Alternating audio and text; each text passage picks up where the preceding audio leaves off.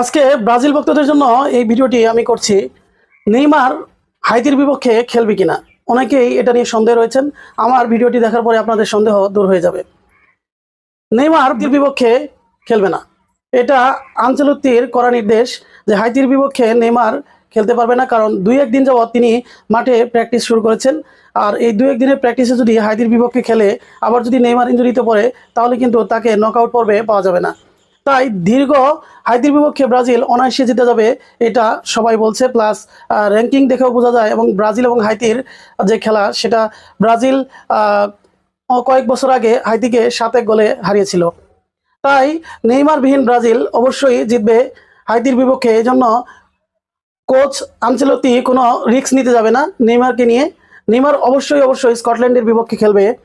অনেকেই অধীর আগ্রহে বসে আছে যে নেইমার খেলবে এবং গোল করবে, কারণ তবে আর কিছুদিন অপেক্ষা করতে হবে যদি পূর্ণাঙ্গ ফিট নেইমারকে পেতে চায় ব্রাজিল। এই জন্য হাইতির বিপক্ষে নেইমারকে না খেলানোটাই সবচেয়ে ভালো হয়েছে, ভালো হবে।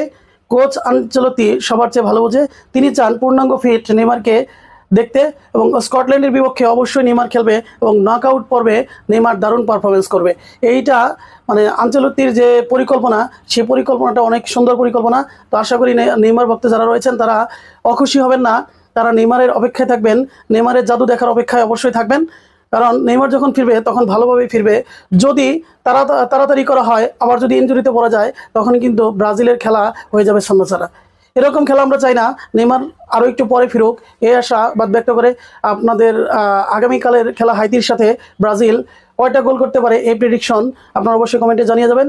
সবাই ভালো থাকুন, দেখা হবে পরবর্তী কোনো ভিডিওতে বিশ্বকাপের আপডেট নিয়ে। সবাই ভালো থাকুন, আসসালামু আলাইকুম।